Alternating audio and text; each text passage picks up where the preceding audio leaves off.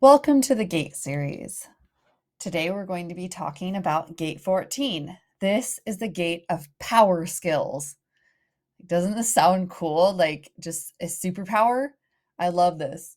So, this Gate 14 is also called Radiating Prosperity as the 14th gene key, and it is entitled Possession in Great Measure in the Chinese I Ching, the 14th hexagram. This gate 14 is coming off of the sacral center, which is that red square in the human design body graph. And it is part of the individual circuitry and the knowing circuit.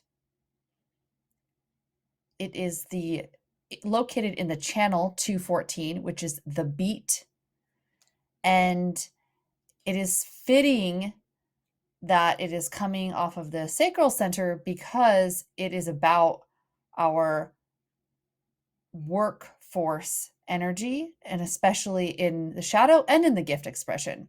It is this gate 14 is about our work and the ways that we compromise and how we can become competent in our work in the world. So let's look at the shadow expression of the gate 14, which is entitled compromise. This shadow is about the way that it's expressed can look like the ways that we compromise. So that can look like the type of work that we're doing, the environment of our work, the people in our work environment. It can also be other ways that we compromise ourselves. And that can start when we're really young. And there are so many ways, right? Like our schools, parents, churches, and media all are inundating us with messages that we internalize and accept as limiting beliefs.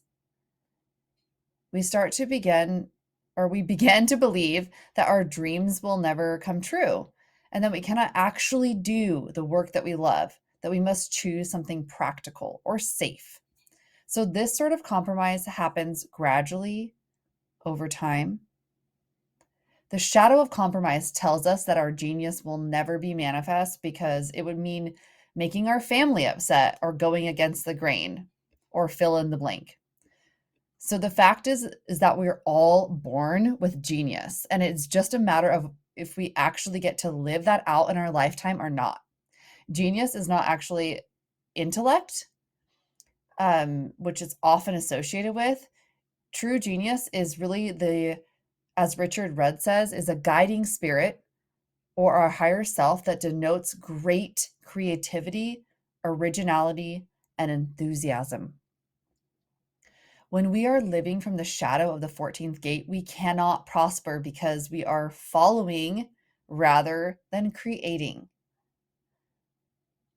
So, what I would love to say, if I could have one sentence to just burn into your psyche and heart right now, is this one from Richard Rudd. Prosperity is the byproduct of individual creative endeavor and requires a sustained sense of empowered direction. So if you are going to create and continue to sustain that momentum in your creative endeavor, you will prosper. The shadow can manifest, the shadow of the 14, the shadow compromise, can manifest as repressive or reactive. So the repressive manifestation is impotence. And this looks like the more we compromise, the more we feel powerless to change, to escape, or to do something different. It's sort of a helpless feeling. There is a drain on our life force energy or a feeling of being stagnant or anxious. The reactive expression of the shadow of compromise is enslavement. This is manifest through a feeling of insecurity, and it can look like someone pursuing a completely unaligned or not aligned path for them and still trying to prove themselves. It's almost like this bottomless pit or black hole of a need to be recognized because they're actually not doing their purpose work. And the gift of the 14th gate of power skills is competence. This gift can emerge when we no longer make compromises. Richard Rudd says that efficacy, enthusiasm, flair, and flexibility are the 4 keys to material success. So competence is about the fluidity of thinking and thinking laterally and logically as needed. The gift of competence is about expression of enthusiasm and the power of attraction. This attraction occurs as competence builds and one's gifts are being expressed. This is when prosperity has begun to radiate and it will continue to expand if it is being created for the highest good. Here's another quote from Richard. These are the people with an enormous capacity to work at something if they really love what they are involved in and those with whom they are working. In this respect, they are natural teachers of others, since they imbue people with a sense of their own independence and confidence. Do you have the gate 14 activated within your chart? Have you experienced the shadow of compromise? Where are you currently compromising in your work or in your life in general? And does it feel like a healthy compromise?